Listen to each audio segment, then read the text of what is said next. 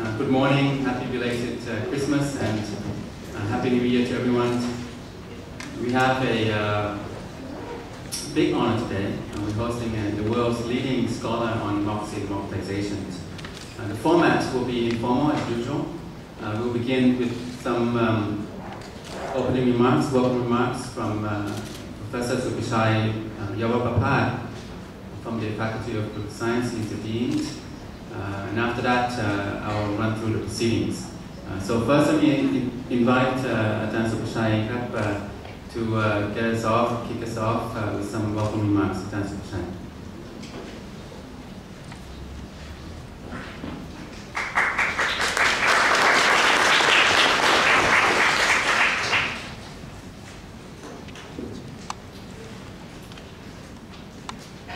Dr.Larry, Excellencies, Dr. Suchit, Bunbongkarn, Dr. Likhit, Dhiravegin, Bunbongkarn, and all the distinguished guests. This is almost the end of the year. We hope that next year will be more promising than this year for Thailand. And this is also the last week of the year, but it is also very important for the Faculty of Political Science because we have this event. This event is organized by Ajahn Thitinan and his colleague from King Prajadhipok Institute and from TW, with the support also from our partner, including Canadian embassy, which have been supporting ISIS throughout the years. That is very, very important. This event is important, as I said, because the discussion on democratization has been issue that have been discussed throughout the years, and it will be a very important issue next year as well. And today, as Dr. Thitinan just mentioned, we have an honor to have with us the world leading scholar on democratization with us, Dr.Larry. Also, we also have our very well-known political scientist in Thailand. I think everyone who studied politics in Thailand, if you ask them who are the first 3 or 4 political scientists, you will see the name of Ajahn Suchit and Ajahn Likhit. So the event will be very interesting with the presentation from Larry and then the discussion from our 2 great scholars. So it is an important event, and I'm quite amazed that I see this big group of audience. I have to tell Larry that usually when we organize event like this, sometimes we are not quite sure how many audience we will have. Sometimes very, very small group of audience, but usually when Dr. Thitinan hold any event, there will be a big group of audience. But today is quite amazed because we have it full the room with all this audience. Some of them are students, some of them are professors from different universities. So you are the magnet for us. As a Dean of the Political Science, I would like to welcome Larry, welcome Excellencies, Ambassador, welcome our important discussion, and welcome all of you to this event. And I hope you will enjoy and learn about democratization, and hope that that will enlighten us to find our way to make these countries more democratic. Thank you very much.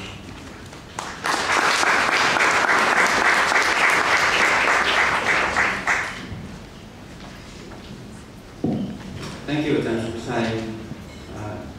Now I have the pleasure of introducing our keynote speaker, but before that I want to just say a note of gratitude to my co-conspirators, just in case Dr.Larry Diamond says things that end up being liable for us. I have enlisted the cooperation of the King Prajadhipok Institute, Dr.Thawilwadee, Bureekul, who will also moderate the subsequent panel, the panel that comes out of the lecture. I also want to note Professor Siripan Nogsuan from the head of the Thailand Democracy Watch. This is a project based at the Faculty of Political Science. So we, the three of us, are in the same boat here. The KPI and TDW, Siripan's outfit, and ISIS. So thank you, KPI and TDW, for partnering with us. Now, for Larry Diamond, his bio is with you, is available, and we also have simultaneous translation available. We have refreshments outside if you're interested. It's a very long CD. He has written 36 art books, dozens of articles, prolific man. He is, the way I would like to introduce him is that he is a Stanford man. He did all his education at Stanford. If you've been to Stanford, it's the idealistic, the most serene, pleasant campus that you can hope to study at. But beyond being a Stanford man, Larry Diamond is a Stanford Don. And you can tell what Stanford Don is when you enter their faculty club and you see all these tenured professors. They're all world famous, they're full of famous people at Stanford. But the way that these professors carry themselves in this posh dining room of the faculty, you get a sense that this is a room full of dons. I can say many things about Larry Diamond. He's written books about globalization, democratic transitions, and authoritarianism, and so on and so on. He's written articles in popular journals like Foreign Affairs on the Arab Spring. He has visited at least half of the world, of all the countries in the world. He is by nature a comparativist, which means that he looks at all democracies, not just Thailand. But of course, we in Thailand will want to hear what he has to say about Thai democracy. My most vivid image of Larry Diamond, and we had some discrepancy about how to introduce him, whether he's really a professor or not. He is a professor, but by courtesy of the faculty of the Department of Sociology of Science and so on. But he's based at the Hoover Institution, and this is Hoover Tower that overlooks Stanford campus. He's also the head of the Center for Democracy, Development, and Rule of Law, Development first? Democracy first, Development, and Rule of Law. So these are his titles. But my lasting image of him will be at his office while I spent time at Stanford, when I saw students queuing up to see him. 6 or 8 of them, and each one was taking a long time because I was the last person in the queue. Larry spends a lot of time with students. He teaches courses that are popular with students. And this is something that we appreciate as professors and students. So without further ado, he has prepared kind of a lecture through PowerPoint, and we'll listen to that, and then it'll be followed by a panel discussion, as Chancellor Prasai has introduced. We have Thailand's 2 leading political scientists who have taught 2-3 generations of students over the years. They're emeritus now, but they're with us and they'll be discussants. So we'll have a panel at that time after the talks. Please join me, ladies and gentlemen, distinguished guests and excellencies, in welcoming Larry Dunn.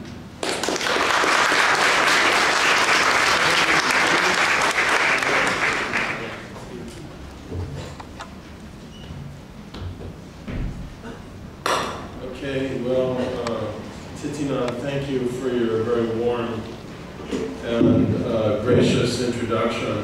Thank you all for having me. And, you know, in the United States, you couldn't get anybody to come to an academic lecture in the last week of December. I guess our calendar is a bit different than yours in terms of the public calendar and the academic calendar, but nevertheless, I'm very honored by your presence and by your interest. And I would like to also thank Dr. Suchit for opening the event, and to my longtime friends, Dr. Likhit and Dr. Suchit, for being willing to serve as discussants. I'll try and give you something interesting to react to. What I want to do today is first and mainly to talk about global democratic trends and to try and offer some thoughts on what democracy is so that we can begin to be on the same page and what's been happening in the world. And then I don't have a PowerPoint presentation on this specifically. I will try and say some things about what's been happening in the Arab world and how we can help interpret this, and then I'll put it more broadly in the context of East and Southeast Asia. So to begin, I think most of you have heard of the term the third wave of global democratization. We've been in a period named by Samuel Huntington in which democracy has become, for the first time in the history of the world, the principal form of government in the world. When I was in Thailand for the first time in April of 1975, the third wave of democratization was really just beginning. Nobody knew then that we were going to have an extraordinary period of democratic expansion in the world. Of course, Thais were very excited about democracy then. There had just recently been a revolution to topple military rule and install a democratic form of government. It didn't last, and subsequent attempts previously didn't last, and that's not uncommon. As you'll see, many of the experiences with democracy, even during this period, the biggest, most successful period of democratic expansion in the world, more than 30% of all the efforts to maintain and install a democratic government have failed during this 36 or so year period. When I was here in 1975, barely a quarter of all the independent states of the world were democracies. I'll define what I mean by that in a minute. And then you can see there was a very rapid increase. I'll show you a figure tracing it in a little while. But by the time that the Berlin Wall fell in 1990, nearly half of the independent states of the world were democracies. And then when democratic progress leveled off in the mid-1990s, about 3 of every 5 independent states in the world were democracies. So what are we talking about here? Very briefly, I think we can define electoral democracy as a system of government at the level of a nation state in which the people can choose their leaders and replace their leaders in regular, free, fair, and meaningful elections, and in which there's sufficient freedom to contest and to express oneself so that elections can be meaningful, free, and fair. Now, regular, I think you can understand, that means elections have to take place at constitutionally prescribed intervals or in a parliamentary system no later than the term of office ending. Meaningful is a very elusive term, which I have added very, very consciously to try and note that there are many countries in the world that have competitive elections, but where elections do not confer full power to rule. And so when there are what we call in the political science literature reserved domains of power, that is, areas of power that are not accountable to popular accountability, and that really can exercise veto over the decisions and choices of elected officials, that may contradict the principle of democracy. I mean, at the extreme end, for example, even if you had free and fair elections in the Islamic Republic of Iran, which I can assure you you don't, Iran would not be a democracy because you have sitting on top of the system a supreme leader who's not democratically elected, can veto any decision, and is the real hidden power. And then in some countries it's the military. In Morocco, it's the monarchy.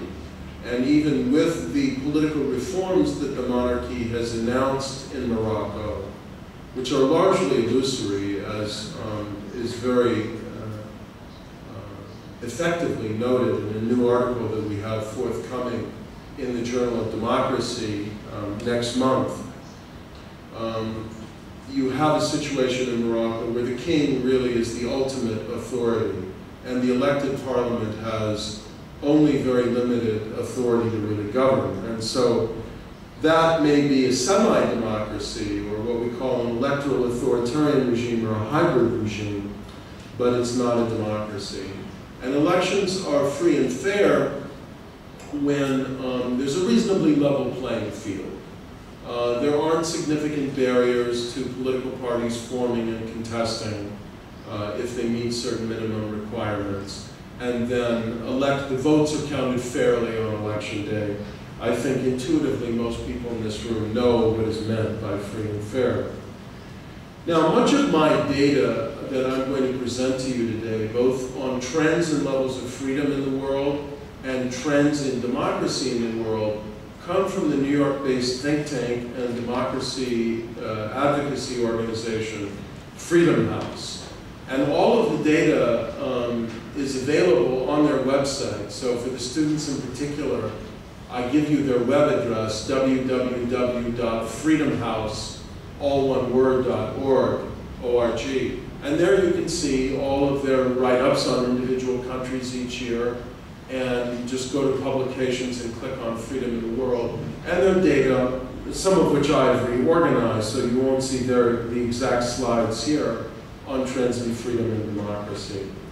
They define democracy in a very similar way to me, a competitive multi-party system. Obviously, there has to be universal adult suffrage, regularly contested elections with secret ballot and so on, in other words, free and fair, and a level playing field in terms of significant public access of major parties to the electorate through the mass media and directly.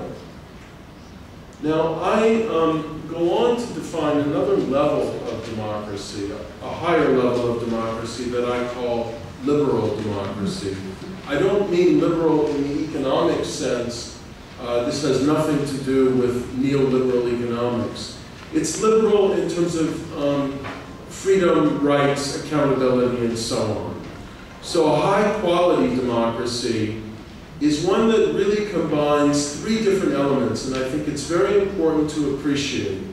It's one of the things I believe most strongly, philosophically and theoretically, as a scholar of democracy, that democracy is not only about majority rule, that is popular sovereignty, the control of government by the people's elected representatives, regular competition, extensive participation, government that is responsive to the people. All those are crucial elements of democracy.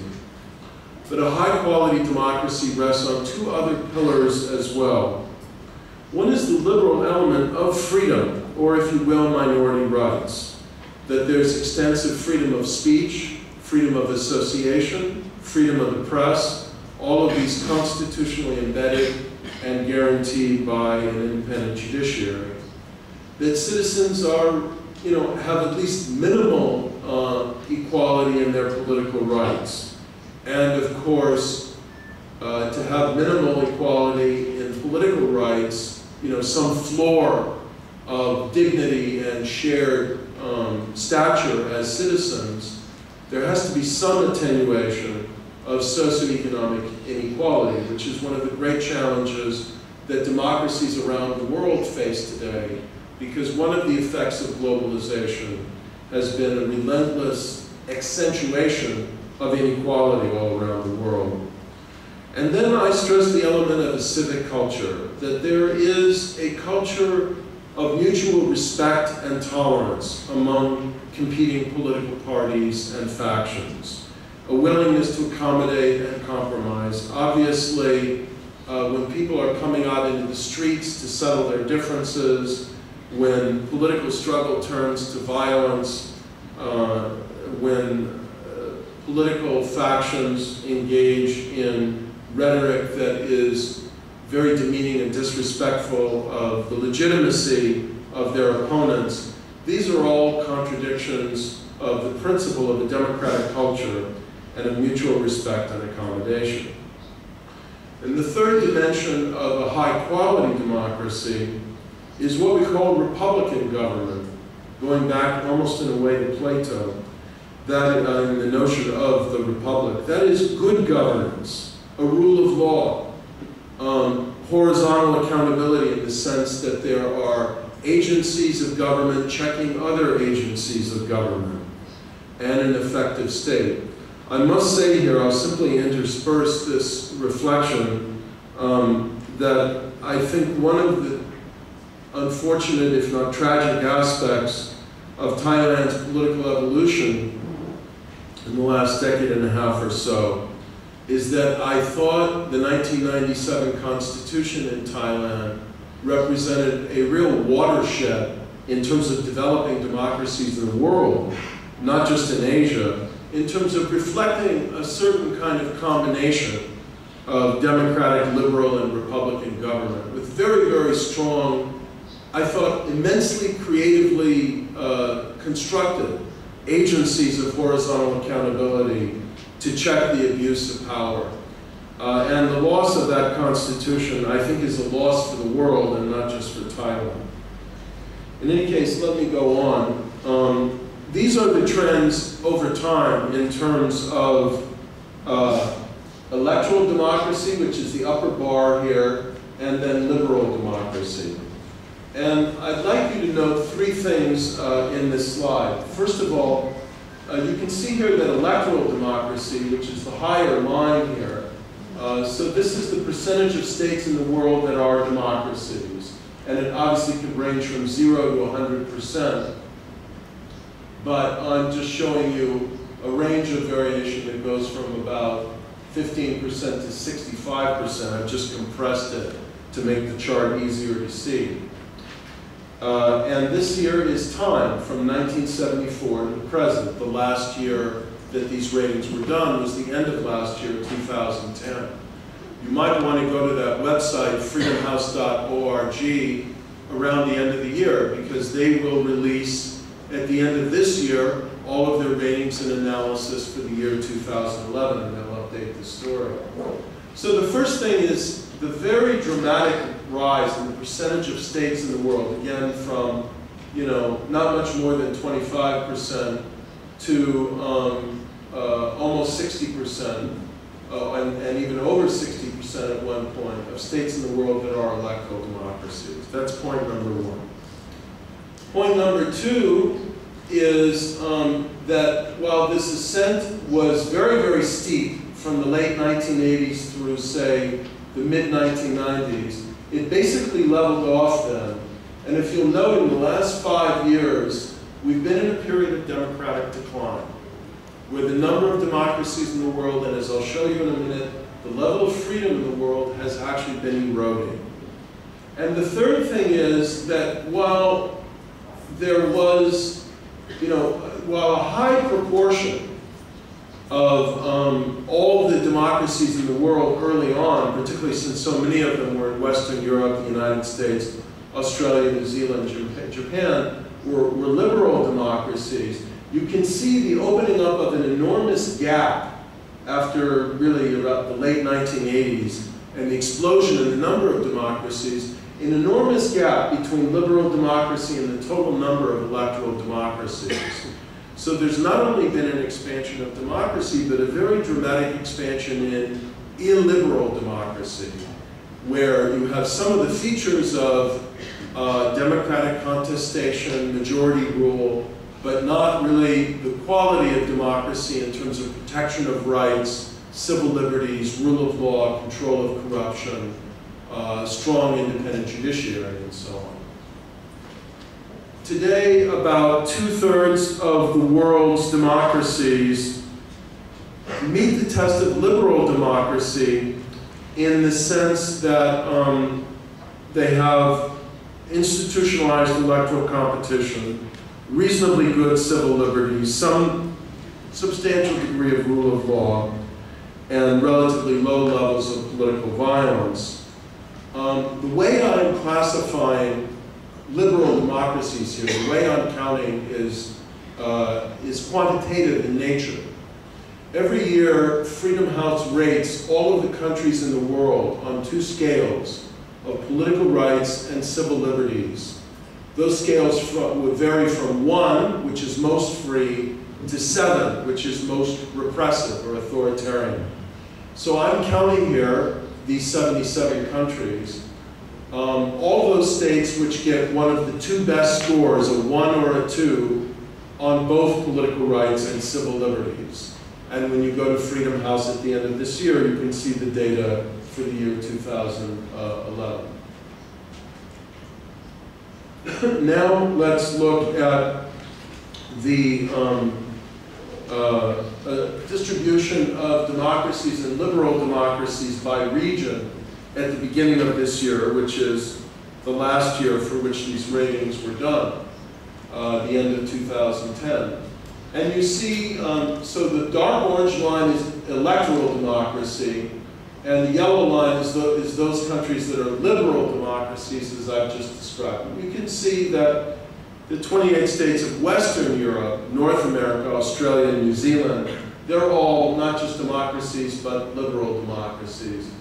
To the surprise of many now, about half the states of Latin America and Caribbean are liberal democracies, and most of them are democracies.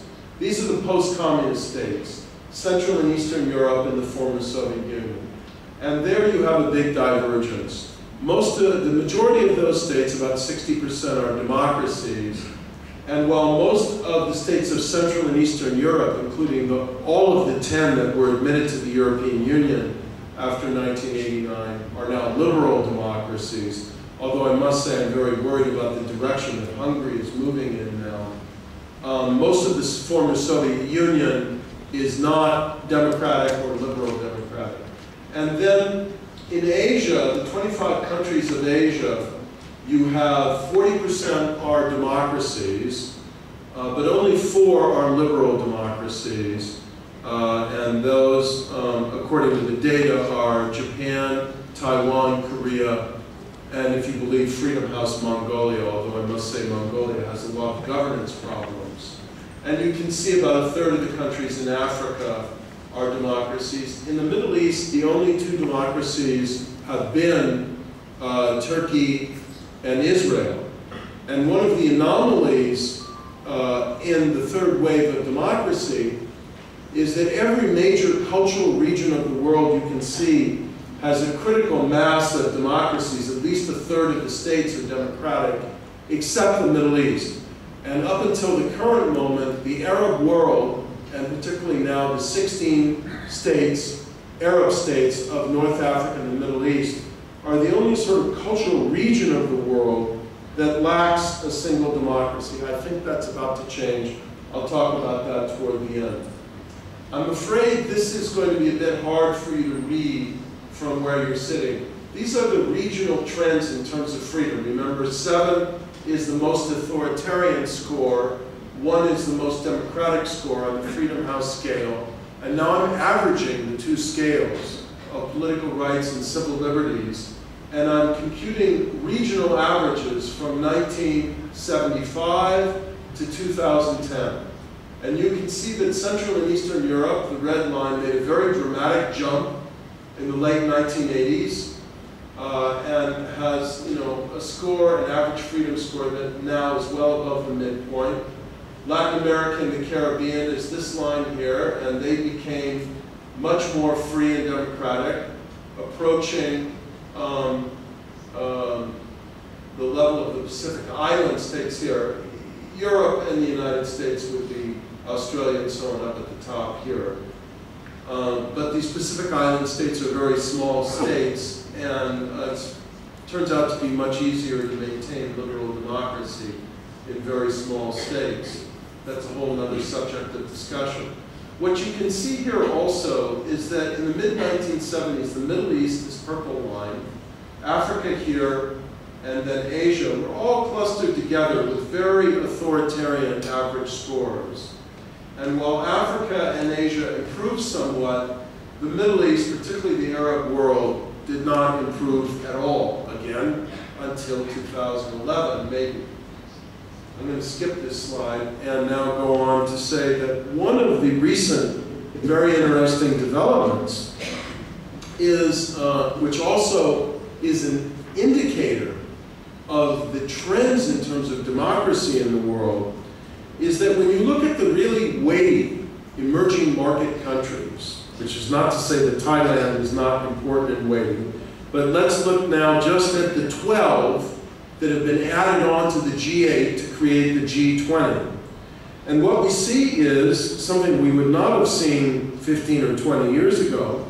10 of these 12, largest emerging market countries, India, Brazil, Mexico, Argentina, South Korea, Indonesia, Turkey, and South Africa, are all electoral democracies. In fact, among the sort of developing world's component of the G20, only China and Saudi Arabia are not democracies.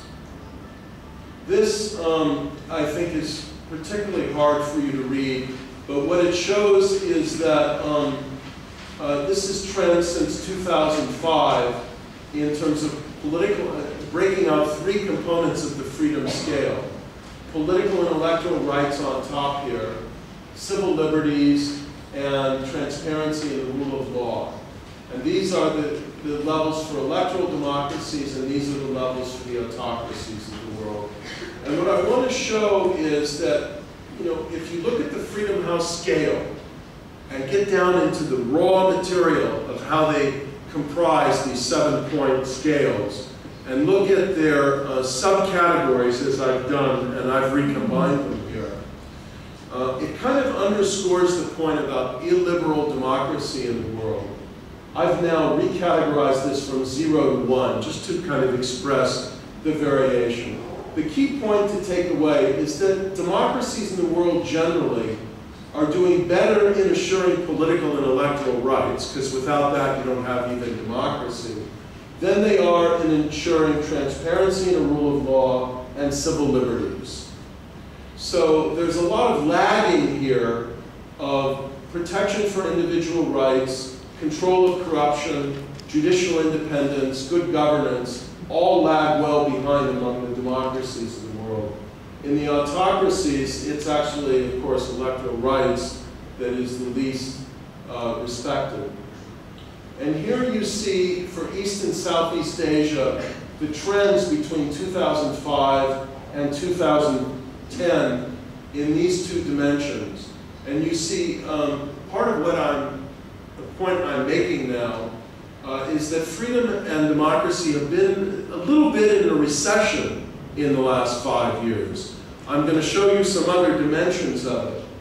But you can see if you standardize this all on a scale from 0 to 1, and then look at these three components, decline slightly in transparency and the rule of law, volatility in terms of political and electoral rights, it's the middle line, and a slight decline in civil liberties as well, particularly when you look from 2005 to 2010. This is for all of Asia, East and Southeast Asia, not South Asia. let me skip these and say a few more words about the democratic recession. I've argued in my book, The Spirit of Democracy, and in more recent writings, that we've been in a period since 2005 where we've seen erosion in democracy and freedom in the world. And it's actually, as we have the standpoint now, more distance of time, become even more visible. Here are some of the elements of this erosion or this recession of democracy in the world. First of all, as I noted to you, the expansion of democracy essentially halted in the mid-1990s. And since then, for about 10 years, there was oscillation, but basically the percentage of democracies in the world oscillated between about 61 and 63%. And more recently, it has declined. And now, at the end of last year, we have the lowest number of democracies in the world, 113, that we've had in about 15 years. And we've had 5 consecutive years of declining freedom. Moreover, there has been, as I will show you, I hope I have these slides here, I do, in a little while, an accelerating rate of democratic breakdown or reversal since 1999. There have been 26 breakdowns of democracy since 1999. That's nearly half of all the reversals of democracy that have taken place during the 37 years of the third wave. And these have come in some very large and strategic states, including Thailand, of course, Pakistan, Russia, Nigeria, Venezuela, Philippines, Kenya, and so on. Another component is if you simply count each year how many countries are gaining in freedom and how many are losing freedom, which Freedom House notes every year. It does this count. And many countries stay, the majority of countries have no significant change. But one is the line of parity, okay? And that means that as many countries are losing freedom as are gaining freedom. The lines over 1 indicate that more countries are gaining freedom than are losing freedom. So you can see that until 2006, which is here, the bars look pretty good. In most years, the bars are well over 1. That means that, you have, in this case, 1991, 2.5 times as many countries. In 1998, 3 times as many countries. In 2002, 2.5 times as many countries. In 2005, slightly more than 2.5 times as many countries, improving their level of freedom as the ones that suffered some decline. Since 2005, that is 2006, 7, 8, 9, and 10, we've had 5 consecutive years in which the number of countries declining in freedom have outpaced the number that have been gaining in freedom. And 2007 was a particularly bad year, but you see here that the last 4 years are under 0.5. That means that more than twice as many countries declined in their level of freedom as improved. And I'm skipping the more complicated slides because they're hard to see. You can look at them on the handout. And also I want to get to our discussants and our dialogue. So we have these facts about the democratic recession that are disturbing. And here are some of the trends in terms of democratic breakdown by country. We have 26 countries where a breakdown has occurred, and there's been no return to democracy since, although my guess is that Freedom House may now, after the elections this year, count Thailand again as having returned to electoral democracy. We'll see. The Philippines has now returned to electoral democracy as well with its election. And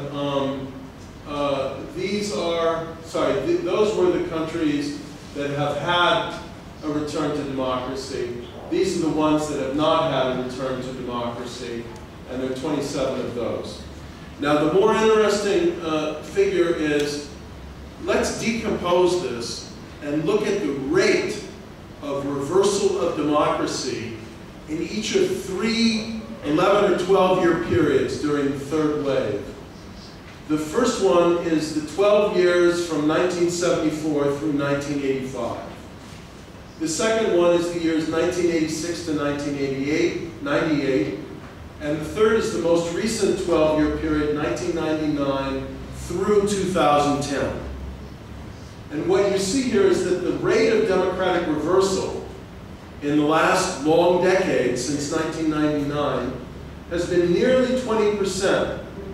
That's almost twice as many democratic reversals as during the previous slice of the third wave, 1986 to 1998, and more than 16% during the first period. So we have the highest rate of reversal in the most recent period.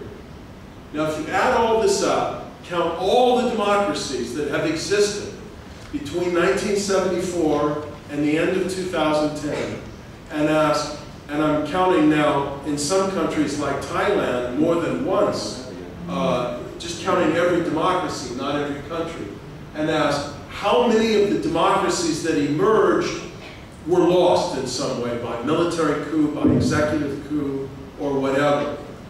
31.5% of all the democracies that have existed during this period have broken down. So democracy is not an easy thing to maintain. That's very important to remind ourselves. There's some other worrisome trends during this recent period of the third wave.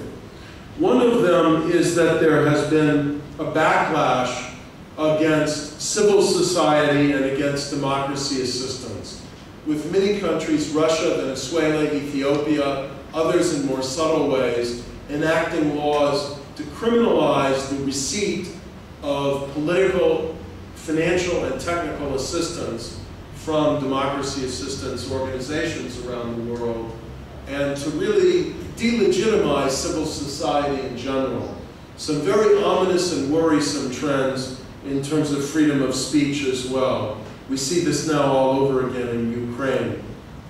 And then you see the fiscal disarray of the established democracies now in Europe and the United States. And this is also worrisome because if democracy loses its strength and vitality and governability in the places where it's been most successful, this cannot be a good thing for democracy globally. Let me conclude my slides with these thoughts about why democracy is endangered. I find some common core problems in terms of failing democracies. And inevitably, when you see democracy collapsing or regressing, you see some, and in many cases all, of these problems.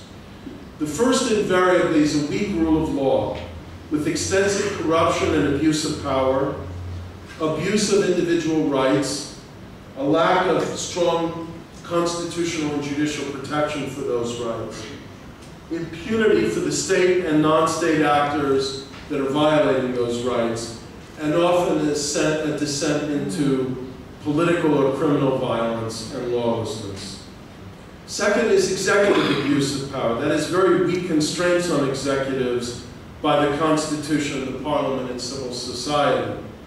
One of the reasons why I was such a big fan of the 1997 Constitution in Thailand was that I thought it had constructed very imaginative and effective mechanisms to constrain executive abuse of power, and that turned out not to work very well in practice. And it shows that any constitution can be corrupted and abused if there isn't a culture of commitment to it among political actors.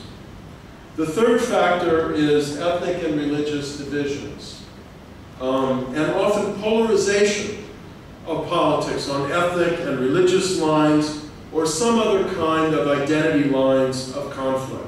And when politics becomes polarized, when people start demonizing one another and viewing them as illegitimate actors in the political process, it's very hard for democracy to survive in this context. Democracy is a political system that requires some degree of tolerance and mutual respect among contending political forces.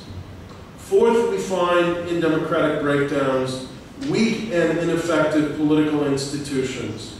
Parties, parliaments, systems of horizontal accountability, including judiciaries, that lack the criteria of institutionalization that Huntington noted in his book, Political Order in Changing Societies, 45 years ago. Adaptability, autonomy, coherence, complexity. And then often we see poor economic performance as well, though I must say an astonishing number of democracies have failed in the last 15, 20 years with relatively good economic performance. And so it's not just having a good economy that sustains democracy. These are trends in terms of state effectiveness, in terms of the World Bank indicators. I just thought I'd show you these comparing regions. And you see that, of course, the new democracies of Central and Eastern Europe are doing the best, and then Latin America and the Caribbean. And Asia and the Pacific is this light blue line here, and they're lagging well behind. The same with corruption and the rule of law. And you can see that the trend is downward in Asia and downward in the former Soviet Union, stagnating in Africa. There's some other slides here in terms of comparative trends in governance, which you can see on the handout, and I'll let you examine. Let me conclude with a couple final points. We are in a period now, beginning actually a year ago, of political ferment in the Arab world that took everyone by surprise, even though specialists on the Arab world have been warning, and I myself in my book and other writings have been saying as well, these authoritarian regimes were not sustainable. And they were not sustainable because if you looked at their levels of legitimacy, and if you looked at the alienation of an exploding slice of the society, which is the youth bulge, the majority of the population in these Arab countries is under 25 or at least 30 years of age. And they're very marginalized, they're very alienated, they have very high levels of unemployment, and are extremely cynical about their leaders. And you look at the aging leaderships and the effort to install the children of the rulers, Mubarak, Gaddafi, Assad, and so on, as the next leaders of the country, this was not going down well in the society. It was clear that either these regimes were going to reform, which they weren't doing, or something was going to eventually give. So let me say that while most Middle East experts, most experts on the Arab world did not anticipate that the leaders of Tunisia, Egypt, and Libya were going to fall, at the end of 2010, early 2011. Many experts have been writing that these regimes were entering a period of demographic, political, and economic crisis. Now, I know that with the violence that's going on in Syria, with the state disintegration that followed the demise by violent revolution in Libya, with the standoff in Yemen, with the crushing of the protest movement by Saudi intervention in Bahrain, and with the phenomenal, shocking to some, electoral gains of Islamist political forces in Egypt, many people are saying now the Arab Spring doesn't look so good, and the prospects for democracy in the Arab world look grim. I have a somewhat different take. I'm very worried about the near term and about the rise of illiberal and intolerant, mainly pro-Islamist forces in some of these countries. But I do wish to stress a few things. First of all, we are seeing, and it's been more or less lost sight of with all the other developments I just cited to you, an extraordinary development unfolding now in Tunisia. A peaceful, not a large country to be sure, but many of the trends in terms of democracy within regions during the third wave have resulted from diffusion and demonstration effects. Huntington wrote about this in his book, The Third Wave. And so one of the problems for democracy in the Arab world is that there's been no Arab democracy. That is, there hasn't been a single effort, a single example of a functioning Arab democracy that people could point to as something that was worth emulating, as something that generated inspiration and a possible model. And it certainly was not generated at the point of American tanks invading Iraq in 2003. Now you have this unfolding in Tunisia. It's a very hopeful development. Yes, the Islamist party in Ennahda won 41% of the vote, but it's a very moderate Islamist party. It's formed a coalition with non-Islamist forces. It is said it looks to the moderate pro kind of Islamist-leaning ruling party in Turkey, the Justice and Development Party, for its model. And I'm very hopeful about Tunisia. I think that within the next year or two, Tunisia will emerge as the first Arab democracy of the third wave. And that will be a very significant development. Egypt is going to take a lot more time. The Muslim Brotherhood in Egypt is not as moderate as the Renaissance Party in Ennahda in Tunisia. But it is a broad political party with different tendencies. And a lot of the people who voted for the Muslim Brotherhood and the much more extreme Islamic fundamentalists in Egypt, the Salafis, the newer party, did so not because they want to see a rigid Islamic state, but because they're very alienated from the old order in Egypt, from the corruption of the political class, from the exclusion in politics and society of heavily marginalized and exploited rural constituency and very poor urban dwellers who have very little economic opportunity. And so the vote for an Islamist set of parties in Egypt is not just a vote for Islamism. We'll see in the end how much that's the case. It's a vote for expanding the political arena, and it's a vote for inclusion and just and accountable government. And it will remain to be seen whether we can get in Egypt, we can see in Egypt, a broad enough coalition to adopt a decently democratic constitution. I do think that in all of these countries, democracy is going to happen by trial and error. There are going to be false starts. There's going to be regression in some countries, to be sure, but I really don't see another alternative. Certainly the military is not the alternative in Egypt. The military, I would argue, is not the alternative anywhere in the world. No country that I see during the third wave has really made progress under military rule. And if democracy is going to grow, it has to be allowed to kind of evolve organically without significant interruption. Finally, this is really my last point.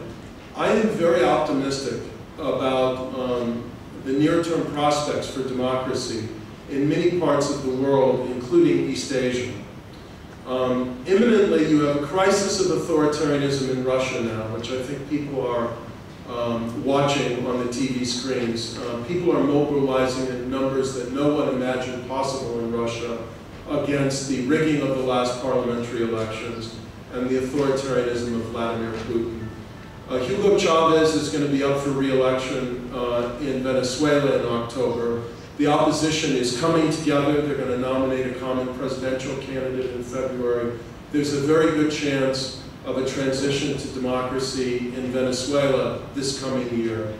Closer to home, you can see again in Malaysia how desperate the authoritarian regime in Malaysia is that they have had to fall back again on the utterly discredited premise of Anwar Ibrahim's supposed sexual misconduct, when the last charges were totally discredited and proven to be false, to try and stop the pro-democracy movement there. whether it will succeed when Malaysia next holds parliamentary elections, which could be this coming year or in 2012, 2013 at the latest, I don't know. But I think the time for authoritarianism is actually running out in Malaysia and in Singapore as well, where you saw that the opposition in Singapore scored its best electoral performance ever in the recent parliamentary elections there, with the opposition finally winning a 5-seat group constituency. And in these countries, and in China itself, you see that modernization is having the consequences that sociologists and political scientists have predicted for a long time. That with economic development and greater education, greater access to information, particularly in the information age where people have so much access to information, even literally at their fingertips on their cell phones, people want dignity. That's been the word that's driven the Arab Spring. People want to be respected. People want rights. People want voice. They don't want to be treated as agents or as a subjugated class. And there's a new political consciousness that's being spread, even in China today. I think most of the press is missing the story of China today.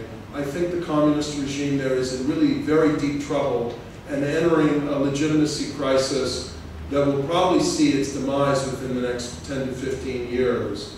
So I have tried to show you here that the world has seen an unprecedented period of democratic expansion since 1974.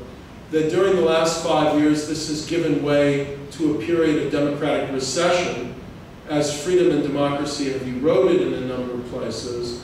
But this period of democratic recession does not, by any means, rise to the level of what Huntington has called a democratic reverse wave of democratic breakdowns. It's a recession, it's not a depression for democracy. And while democracy continues to suffer very serious problems of performance because of the low quality of democracy, I think we can take heart in the fact that there really is no other broadly legitimate form of government in the world, and that we see in the Arab world, but we also see in Southeast Asia, in Venezuela, in Russia now, in Ukraine, and in Zimbabwe, and in many other countries that still suffer under authoritarian rule, very broad and courageously mobilized aspirations for democracy that are not going to be repressed indefinitely. Thank you.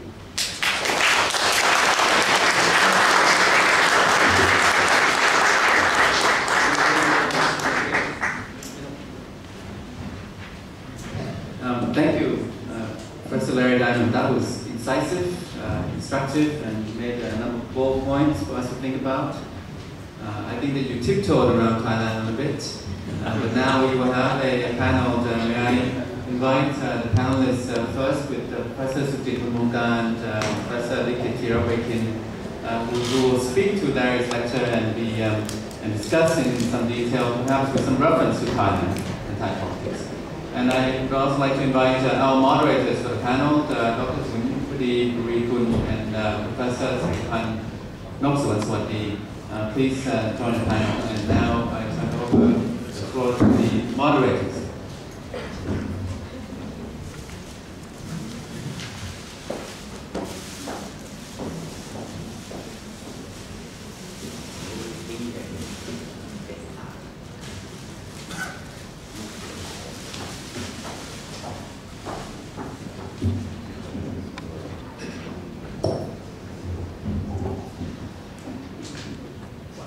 Good morning.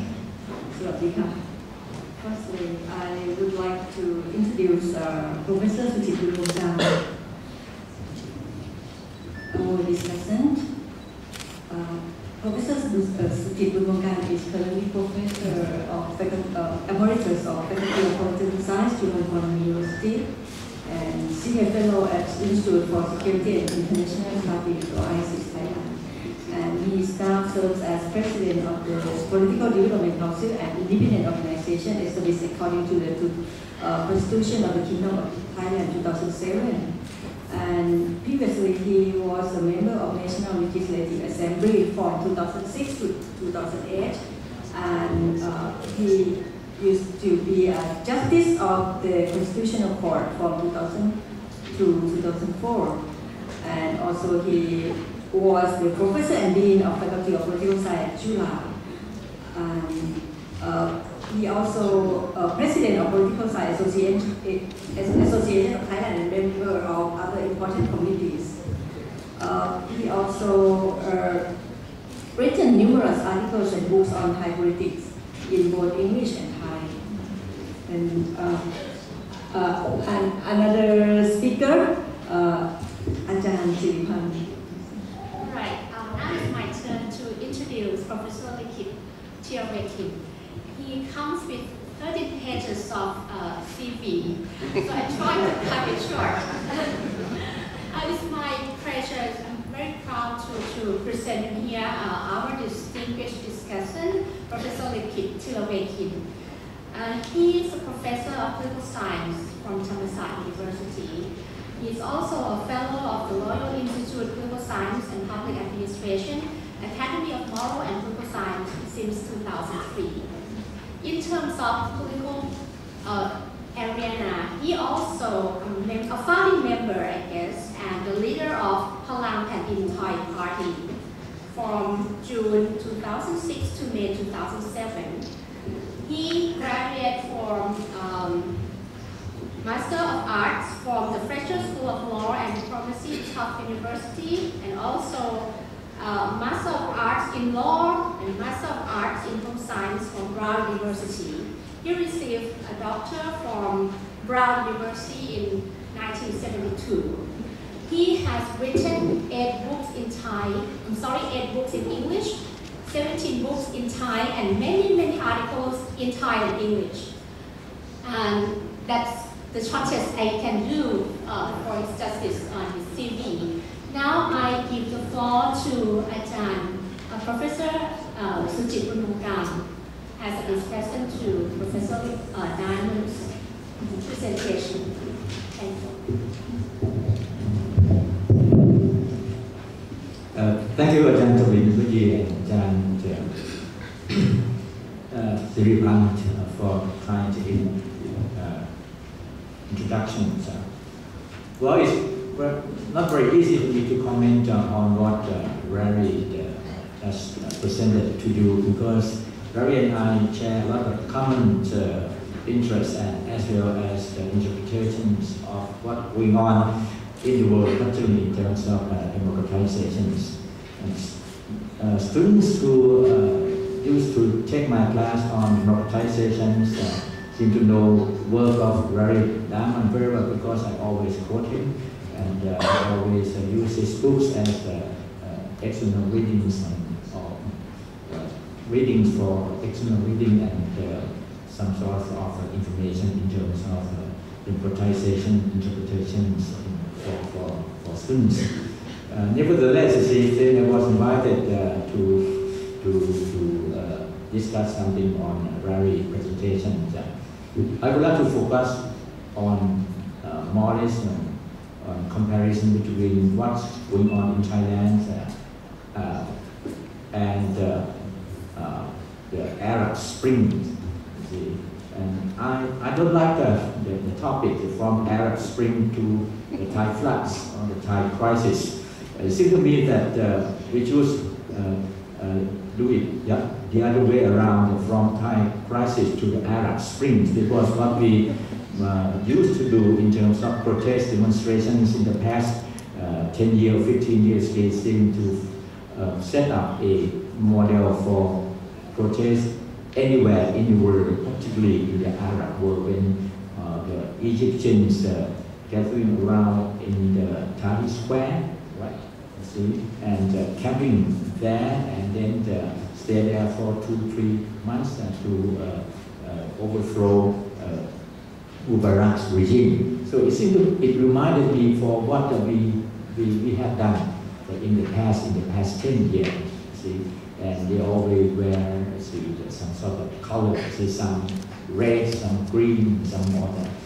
But and this is the thing that seemed to remind me that we seem to set up some sort of a model for the democratization in the world, rather than we follow others' model to democratize ourselves.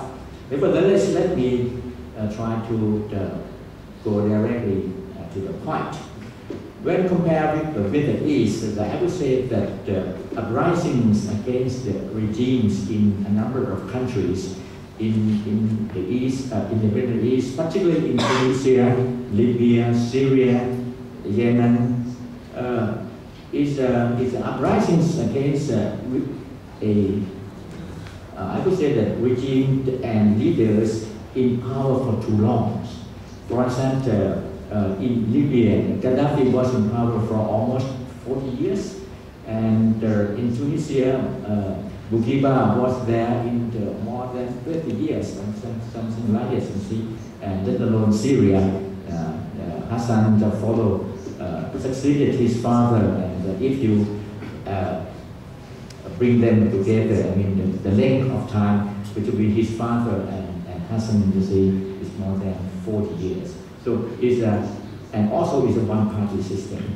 When I took a class of Huntington some 40 years ago, he always reminded us on Tunisia, because Tunisia is a one-party system that works. That was the thesis, you see. When I was in 1970, you see, the one-party system or one dominant party system seemed to be the Huntington thesis on political stabilization and political stabilities. But it might be true for 40 years because Tunisia seemed to be very stabilized electoral democracy in a way, you see, a one-party system. But now it's against, well, we have a revolution, they had a revolution which overthrew him. So Tunisia, Libya, Syria, and perhaps Yemen, what's going on, see, and some monarchies have been affected, like in Morocco, Jordan, and Kuwait, and all that. So it's against the regime and leaders who have been in power for too long. But in the case of Thailand, you see, it's quite interesting because no one in the country had been in power for that long, you see. For 3 or 4 years, and then they were out. 3 or 4 years again, then they were out. So it's quite interesting to see what is going on in Thailand is seems to be more or less the power struggles. It used to be amongst the political elites. You see, now it's a power struggle among the factions in politics in the country. You see, like between the Pheu Thai versus the non-Pheu Thais or that. So it's something like a factional politics is developed from the power struggle among the leaderships, among the elites, into factions. Okay, but I would like to point out a certain thing that what's happening in Thailand in the Middle East. We can say that we share something in common. We share something in common like economic development, the globalizations, which are leading to rising expectation of people, cause disturbance, cause demand for something more that the people, that the governments cannot respond very well. So I would say that the economic development in the Middle East, the globalizations everywhere in the world, and also rising expectation of the people in that country seem to be the major cause for the revolutions, for the Arab Springs. And this can be applied to the Thailand's case as well, because you can see that in the past 40 years, or in the past, you can see the gradual development of the expectation of the people, which seem to run parallel with the economic development. And it's now, you see, in the 1990s, we were branded as the 5th title of Southeast Asia, and then the people have been demanding more from the government, right? People want to participate more, not only at the national level politics, but they want to participate more in the local politics in terms of they wanted to protect their own communities, they wanted to protect their own natural resources. So a crisis occurred between the struggle for controlling or exploiting natural resources between the local people and the governments, as between the people and the investors, international investors, something like this. You see. So I would say that this kind of thing seems to be quite interesting. Like we have had a protest of the people in Prajadhipok against the establishment of a power plant there, and now we are having a crisis and in Bunbongkarn district, wherein the people there are now fighting against a big, heavy steel mill who try to establish their base over there. So and they don't know where to go. So what I heard that investor try to move to Chanthaburi. The people in Chanthaburi also against them. Now what I heard that they are moving to Tavoy in Myanmar. That might be better for Thailand in that way. You see, this is the thing that we saw it. We see it as in terms of rising expectation. The other that we share in common is regime changes is possible. In case in the Thailand in the Middle East, but democratic stabilization is a problem. I agree with Larry in terms of Tunisia, but how about Egypt? How about Syria? I'm sorry, how about Libya? This political or democratic stabilization is a problem. It's a problem in these two or three countries. Well, you can say in the longer term, they could have a very stable democracy, but you cannot have a very stable democracy in the long term if in the short term you cannot have it.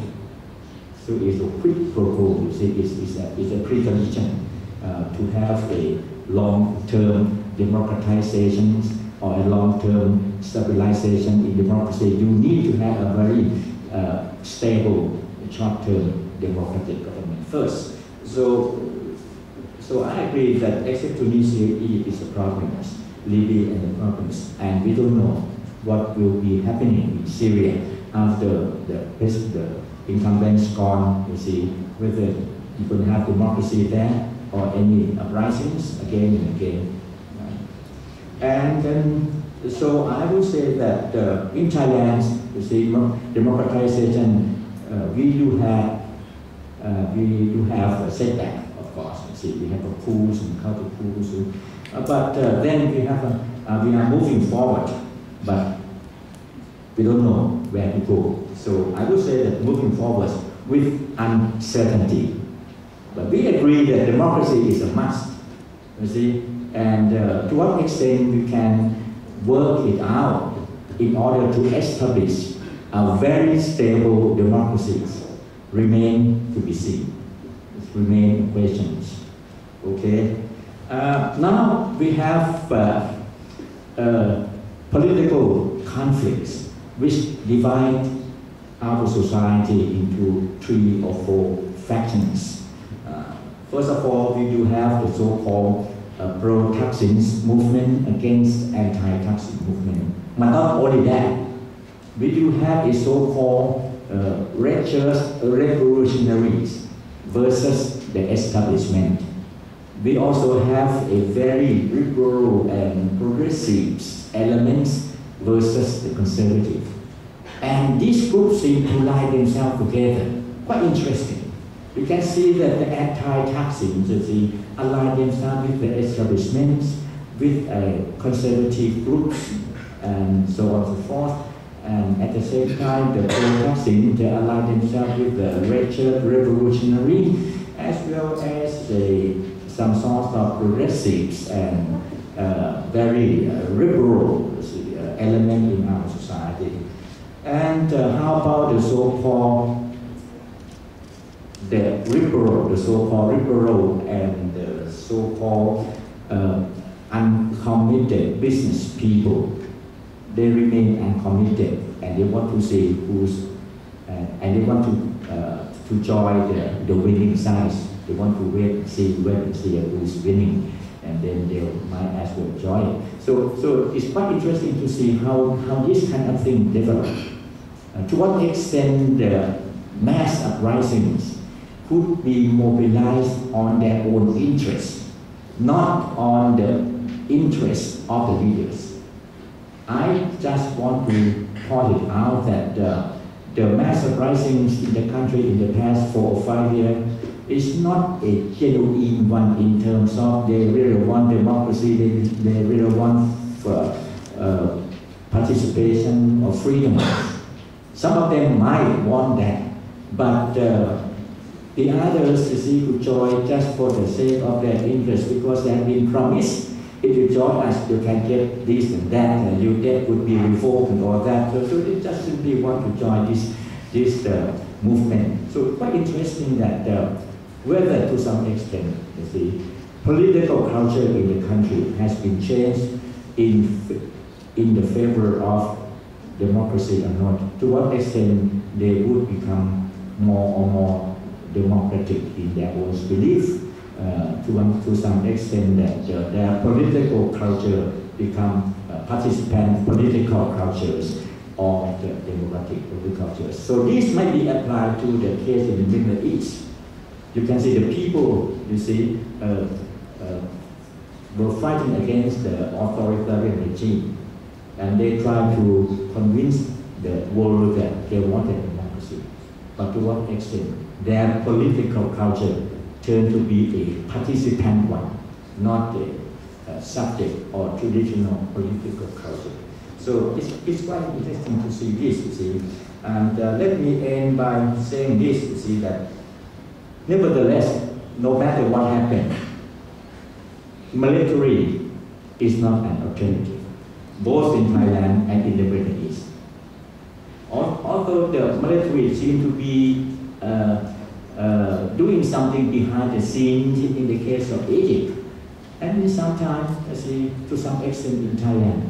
But I would say that no more military regimes in the country, in Thailand, as well as in the Middle East. So we have to look for other alternatives, and other alternatives should be democracy. But what kind of democracy? That's quite interesting to see. Thank you very much.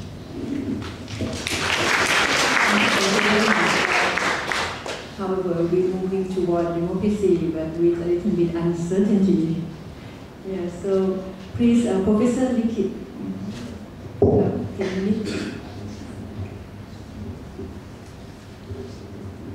Ladies and gentlemen, I hope I survive until the end. This is a very bad time for me because of my health. But anyway, okay. First, I will not take issue with Larry or Suchit. What I will present is something I think, and then the audience will compare it. Number two, excessive verbosity is a common sense for academicians. Deviating from the main theme sometimes is a crime for a professor. I will try not to commit the second crime, and the second element, but the first one maybe a little bit more. When we talk about the Arab Spring or just Spring Revolution, one big question is, why? What has happened? We have to address this issue, otherwise it will be just a description of what has happened. I have been watching TV, I have 3 satellites, so I've been watching news for years. I saw many things that Thai people could not see because it doesn't appear on our media. Okay? Let me say this. By combining a number of theory or whatever we call it, 50-some years ago, back in 1958, a research project was conducted by a man named Daniel Lerner, who studied 6 Arab countries, including Iran, Egypt, and what have you. And he found that the Arab countries normally did not even have the guts to think, if you're the man, what would you do? No, I can't think. I will never be the man. So there's some kind of mental block or psychological barrier. You cannot put yourself in another person's shoes. And hence, if you don't know what the man should do, how can you make political demands? But this situation has changed dramatically with the coming of the mass media. And we call this empathy. When you can think empathetically, then you can have political demands, both concrete and abstract. I'll go to that later. 50 years ago, this thing had happened, but I don't know why it took so long. 50 years before it really came to fruition today. I agree with Dr. Suchit that what happened in North Africa and the Arab, some of the Arab countries, happened in Thailand 40 years ago. We are so advanced, and then we got stuck there in the mud. I hope we can advance further. Okay, so this is point number one. Number two, what has happened is we can combine three theories, if you can call it. Alvin Toffler's third wave, my third wave is different from Larry. That's Huntington's waves of democracy. This is wave of civilization. Hunter-gatherer to the first wave, that's agriculture. Then, 300 years ago, Industrial Revolution. Then, 20 years ago, the third wave, information technology. This is the third wave.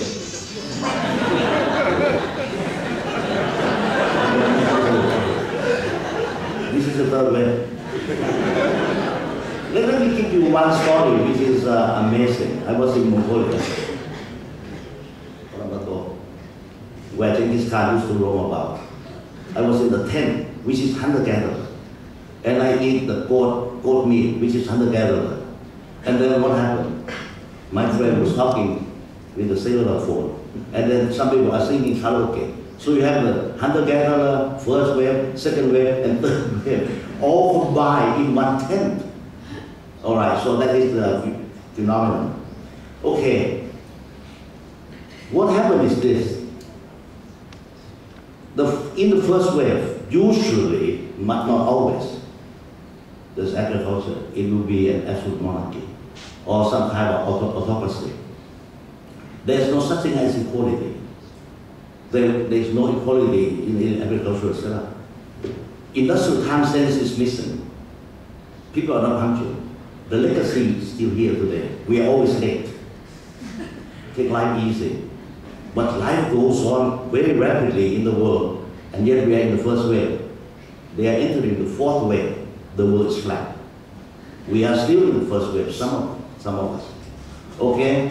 Second wave is industrialization. You have a massive migration of people from the rural area to the city. You become urbanized, you have a big urban sector. And you have unionized workers. You have bargaining. Normally, but not always, it will be a democratic system. That's why Likhit said, socio-economic condition, usually democracy will happen in industrial society. The way to do it is to just look at democracy that work and then, democracy work in industrialized society. So you combine the two. In an industrialized society, the booming of the mass media will stimulate political consciousness. They bargain for power, bargain for interest, and what happened. Then 20 years ago, you have this gadget. I can call someone in Ireland. Once I got a call. A friend of mine is playing golf in Ireland. And when my children studied in America, I was playing golf, he called. Whenever my children call, I will be scared. And that is, I'm in shock money. So don't be happy when the children call. That means you have to send some money. My point is, you can call someone almost everywhere on earth. You can take a picture of a diamond, send it back to your wife right away, and say which one you want. The one on the left or on the right. There are three, but you don't want the third one because it's more expensive. Okay, this is the gimmick. You see, this is the first time, in human history where you can watch the same game, football, 2 billion people. Isn't that something? Because of the world is flat, call center in India, tutoring in physics, chemistry, biology is done by Indian teacher, because in America it's $100 an hour, India is 20. Indian lawyers will be reading text, tens of thousands of pages, for $60 an hour. In America, it's $300. Better still, Larry is a doctor in America. He wants to go to sleep, so he put it online. India is during the daytime, so when he wake up, the X-ray of the chest of the patient piling up there, read by Indian doctors. Isn't that amazing? This is the third wave. Okay. The third wave is the wave of civilization in which there is dynamism spreading over the world, and in it, information. The third thing I want to talk about is a change of political culture because of the change in technology. We know that there is the parochial political culture, subject political culture, and then participant political culture. There is no pure form. But there will be very few places now that people have a local political culture. We still have some in our, less than 100%, we have 10% parochial, because we just don't understand the subject. Normally it's a subject plus participant, depending on the proportion. If it is subject 60%, participant 20%, then there's an imbalance there. The third culture is participant culture, that is to want to participate in the political process because of the growth of political consciousness, as a result of social mobilization, as Thitinan argued. This is the change that has taken place all over the world. I come back to Thailand later on. The last thing I want to say is, to talk about democracy. Of course, we can define democracy in many ways. Basically, there are three: direct democracy, representative democracy, and participatory democracy. The world today, in many places, is being transformed into participatory democracy. Why we have the representative in a parliament? We don't pay attention to them now. We like to look at the red shirts, campaigning. It's more exciting, and people take to the streets. What happened in North Africa and the Middle East, reflecting the growth of participatory democracy in terms of political behavior. And it happens because of the new technology of the third wave. An interview took place in Egypt after the success of the movement. You know what he said? Thanks to Zuckerberg, thanks to Twitter and Facebook, our movement is successful. You see, because of the social networking, it helps organize people. Otherwise, you can't do it. So these are the four things combined, leading to a change in certain part of the globe. And this is exactly what happened in North Africa and the Middle East. Added to that is this: countries in the Middle East are not hungry; they are not, starving. Two kinds of demands exist in every society. First is the concrete demand of the basic needs, four basic needs: shelter, food, medicine, clothing, maybe some other motor cars and what have you. But more importantly, for the human soul, is the abstract demand of freedom, equality, justice, and human dignity. The Arab people are demanding for the abstract demand. But the reader thought, I give you all food, I give you all these things, what do you want more? Hence, in Bahrain, they said, we have been here 200 years, 2,000 years. They, the ruler, have been here just 200 years. They treated us, they treated us like animals. When you're treated like animals, you have no dignity. So the demand is not for food. It's not for shelter, no. Demand for equality, for human dignity, for justice, and for freedom. This is what happened today. Maybe what Larry talked about could be explained under this light. Okay. But the big problem is this. After the change, like People Revolution, some other people, the professor in Thailand said, People Revolution, People's Revolution, People's Power, but the word is used wrongly, like people power, it's not supposed to be, but it's correct now. When you make a lot of mistakes, it becomes correct. You repeat it, okay? You are so corrupt, everyone has the right to be corrupt, to follow suit. The big question is, what is next after the political change? After the political change, the most important thing is to create a new political order.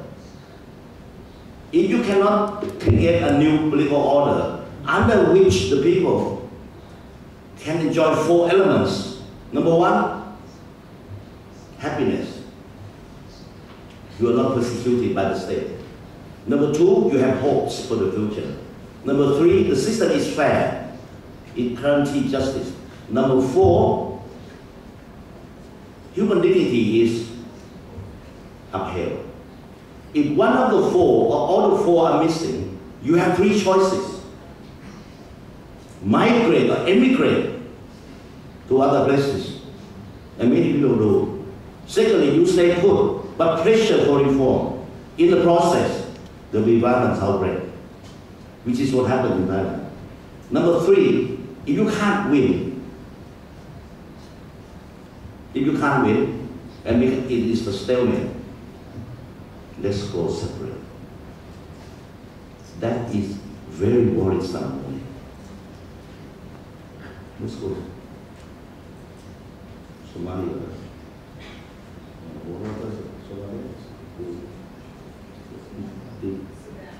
Somalia.